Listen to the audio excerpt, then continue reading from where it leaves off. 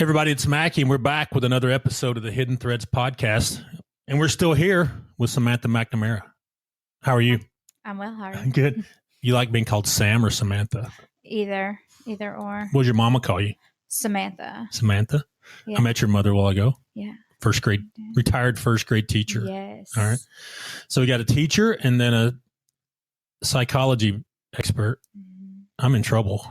So I don't know if I'm going to make it through the day. Don't say but or shut up around her. Yeah, okay. First grade teacher. Get smacked on the hand. Yeah. So she probably taught back in the day when you could paddle children. Yeah, no, she did. I used to get paddled a lot. I'll just say Really? that back in my day. I Did you? believe it. You're a little No. younger than me. So. I had my apple moved down from the tree into the basket one time. Though. Ooh. It stuck with me. Ooh, that stuck with you? Were you like a perfect child? Well, I turned the lights off in the bathroom. But to be fair, I think she deserved it. Okay. We'll unpack that later. Yeah, okay. Good. All right. So this episode, we're going to talk about Norfolk County, Massachusetts.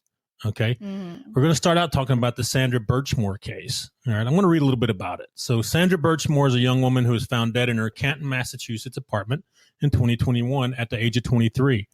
Her death was initially ruled a suicide, but later federal authorities determined it was a homicide. We just don't rule it a suicide right out the gate, right? Key details about Birchmore's case include her death in February 2021. All right. Her family disputed the ruling, believing she was murdered, and was filing a lawsuit against several former Staunton police officers alleging years of abuse. So from what I heard and from what people's talked about online that have messaged me that from up that way, is that this girl was in a program as a teenager where you can go hang out with the cops and see if you want to be a cop one day, right? Called an Explorer program, I believe. Mm-hmm. She was in that program with a girl named Kelly Dever, who was testified in the Karen Reed trial, which we're going to get into in just a minute. So it's crazy how this is all interconnected. I didn't know that. Yeah. Right. And so this girl, they believe, was groomed by a police officer. Can you tell us what grooming is? You know more about it. Grooming would be whenever you have an older person who takes a younger person and takes them under their wing, kind of, makes them feel safe. And I'm trying to think of a way to explain grooming without the use grooming, but molds them into someone that they could take advantage of. With the eventual goal of sexual interactions, right? Mm-hmm. So that's the eventual goal. And this guy, apparently, she was very young when he started this. And it wasn't just him, the cop. Let me see what they have his name mentioned here. They do not have his name. Yeah, Matthew Farwell was he's the one that's indicted for the murder. Farwell, I'm sorry. He was the one indicted for the murder. But what I'm hearing, there were several police officers involved in this. It wasn't just one. She was, for lack of a better phrase, she was passed around kind of thing. Right. Okay. And she was pregnant when she was dead. Now, the allegation is that Farwell, I keep saying it wrong, Farwell thought that it was his baby. He's married with children and things. So the allegation is he murdered her or made it look like a suicide so that would go away. Right. Mm-hmm. Now later on they did a test and it turned out it was not his baby. I wonder whose it is. Did you hear that part? I did not. Okay. It turned out he was not the father. Now it was done by the district attorney's office. So how reliable is that? This district attorney's office has some serious problems if you've been following on this area, Norfolk County. Mm-hmm. But now we talked about grooming a little bit. Do you see that in your career in psychology? All the time. Tell me a little bit about it. Well, I don't think that it's something that people who groom necessarily are. It's not like they're sitting around saying, I'm going to groom this child today, mm-hmm. And that's what makes it sticky, that I don't know that it's something that people who are sick know that they're doing. Right. And I'm not saying that to excuse their behavior. But for vulnerable children, I think that's something that really has to be understood with this case. With Sandra's case, is that she was vulnerable. Wasn't it her mother had passed away? Her father wasn't involved in her life. Right. She didn't really have a support system. I think she was passed around from family member to family member, something like that. So there was nobody consistent to really look out for her. And that puts her in a position to be preyed upon by people. Predators. Yeah, right? by predators. Yeah. And Farwell said, well, I'm going to take that father figure role and yes, eventually turn into a sexual relationship. So exactly. Right. Now, the same area. So what happened here was the parents kept saying, hey, the cops are dirty. The cops are dirty. So the FBI got involved and they said, hey, this was a homicide. Mm-hmm. And they got into this thing and they realized that the detectives on this one were the same detectives that were involved in the Karen Reed case. So that's what they went over and took a look in that case as well. That's what got them involved in the Karen Reed trial as well. Do you know much about the Karen Reed case? I know a little bit more about Sandra's, but I know a little bit about the Karen Reed. Well, Karen Reed just got. Yes, I watched that. I did watch the verdict. Do you see him cheering outside? Yes, That's pretty I fun. did. Pretty good. But yeah, I think she was getting railroaded because I think this cop got killed by somebody and they try to pin it on somebody else. Exactly. You talk about dirty police dedepartment. Yeah. I think it was difficult to like Karen Reed. Mm-hmm. Like she was very stoic. She was very Mm-hmm. stone-faced. She could come off as aloof. And I think that maybe she wasn't the best witness right. For that. But the evidence just spoke for itself in that case. Right. Yeah, it did. And the people trying to manipulate evidence. So the Kelly Dever, the cop that testified, the female police officer, she was in charge of dispatch, like when they brought the car back to the police department to look at it. Mm-hmm. And she went and told the FBI, said, hey, these two cops were in there for a long time.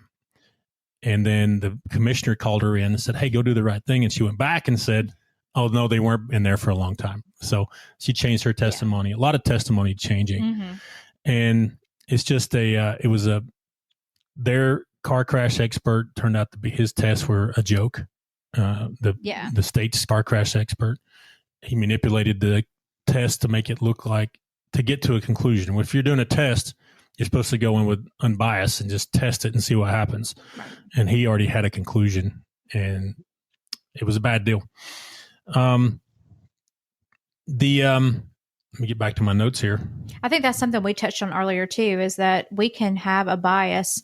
You know, you're lying if you say that you don't have a bias. Everybody has a bias going in, but you have to be aware of that bias whenever you're investigating something. Right. And be willing to put it aside and go where the data takes you. Right. So what I'll do too is when we're writing reports and stuff is I'll say, hey, I was paid this much money by the client. Right. That's a bias, right? Mm-hmm. We just tell them, hey, yeah, we were hired by the client. We didn't just come into this thing blindly. Mm-hmm. So yeah, we have a side that we're working for. It's silly not to say that now, but if you're working for the state though, you're supposed to be unbiased and fair to everybody. Right. All right. You're not a private entity and you're supposed to abide by the Constitution, right? So, right. But yeah, so Norfolk County, Massachusetts, they have another incident too where it was actually next door in Suffolk County where a state trooper candidate died in training recently. So that was about 6-7 months ago. So they got all kind of problems. Oh, I hadn't heard of that one. Yeah, there hasn't been an investigation into it. Now there's an independent investigation going on. So I'll follow that. It's just a problem. I think the kid's name was Delgado was the trainee, but it's just a corrupt organization. And you think that happens in Alabama? Without a doubt. Right. Did you hear about Hanceville? That's over near you. Yes. Okay. I did hear about it. I don't know a lot about it, but I did hear about it. So Hanceville's a small town. I think they had 5 cops. It's kind of south of Decatur, north of Birmingham on the interstate there. And they came up and they just fired everybody. They fired the police chief on down and got rid of everybody. Were some of them related? I think so. Yeah.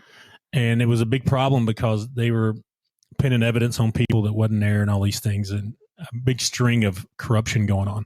Yeah. And they just fired all of them. So we may see that in Norfolk County, Massachusetts. I don't know. Yeah, no, I definitely think it happens here. I had a run-in with a police officer while I was on a job, which is, we have that sometimes, especially for surveillance. Sometimes you can call local police departments before and say, hey, I'm going to be here running surveillance, so you can give them a heads up. Right. Sometimes you do, sometimes you don't. And I had a police officer, not believe anything I was saying. And, put his hand on a gun. I mean, this guy looked out of his mind. You look threatening, Samantha. Yeah, right. Well, he looked completely out of his mind, and he was like, your story's not matching up. And I was like, I was so nervous. And he's like, why are you, you're nervous? And I was like, well, you're interrogating me. I'm just you get your hand on a job. Pistol. So. Yeah. You have your hand on a gun. So there was just something off. So I went back, being an investigator, ran a background report on him, pulled his, all of his criminal, his civil records, and it came back. I mean, I'm talking about a criminal record a mile long. Really? Just domestic violence after domestic violence after domestic violence, like multiple. How's he a cop? Children involved. Well, he pled guilty to these charges. And whenever you plead guilty, apparently, so you're admitting that you did it, but you can get like deferred prosecution. So you're not technically convicted. And in Alabama, you have to be convicted of a crime to. You see what I'm saying? For it to go on your record, kind of. Yeah, deal. for it to go on your record to be, for them to not hire you, to not get your APOS certification. So APOS gave him a certification because although he admitted to these violent crimes, some including children, that he was eligible. And so I did a Freedom of Information request. Because part of the APOST, I don't know if you're familiar with this, but it's a good moral character standard, to ask them to define that. That's been 6 months ago, and they've yet to define what good moral character is. So there's loopholes. And then in Alabama, I see a lot of department jumping. They just recently, in the past few years in Alabama, enacted a database where if you have a disciplinary record, it follows you with police officers.